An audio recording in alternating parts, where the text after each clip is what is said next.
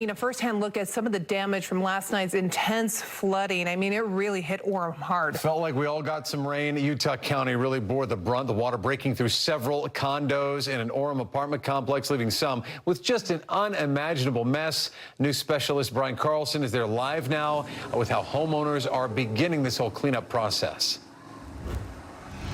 Yeah, that they are, Dan and Cher. Here outside the Stonebrook condos, the cleanup has already started. You can see people pulling out what they can salvage from their homes, hoping to be able to hold on to some of this, but a lot of it's going to the dump. Inside some of these apartments, it's a real mess. Plank by plank, homeowner Andrew Gill is ripping out his kitchen flooring, ruined in last night's wild flooding in Orem. It mostly stayed out in the main area and the hallway. Gill lives on the first floor of the Stonebrook condos, slammed by the flooding. Cell phone video shows how fast that water came running down the hill, filling up stairwells in the condos below and spilling through into their homes. We can see that got up like about here.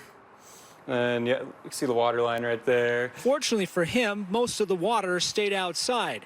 His Ring doorbell camera captured the moment the floodwater rushed in, eventually filling his entire stairwell with water and hail halfway up the door. The pressure so intense, it burst open his next-door neighbor's door, filling their entire apartment with water 3 feet high. I managed to get out of the house like 30 seconds before it happens. That's a close call. Yeah, that was a close call. Other neighbors got word as it was happening, and dozens rushed over to help remove the water from their homes. We were trying to throw as many sump pumps into it as we could. We had bucket lines coming out of it. It was pretty intense. Gill is grateful they were there. It was awesome. I'd still be pumping water out if it was just me here on my own.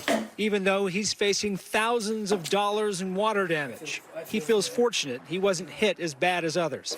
I don't know how I only ended up with a couple inches in this apartment. Like, I got so lucky. Cleaning it up, one wet plank at a time. Now, you heard that homeowner say he was one of the lucky ones. Others like these, they couldn't stay here last night because the water was so high and the damage so severe. Live in Orem, Brian Carlson, KSL 5 News. Back to you. Oh, Brian, I wish you could have heard our reaction to seeing those images. I feel so bad for these folks.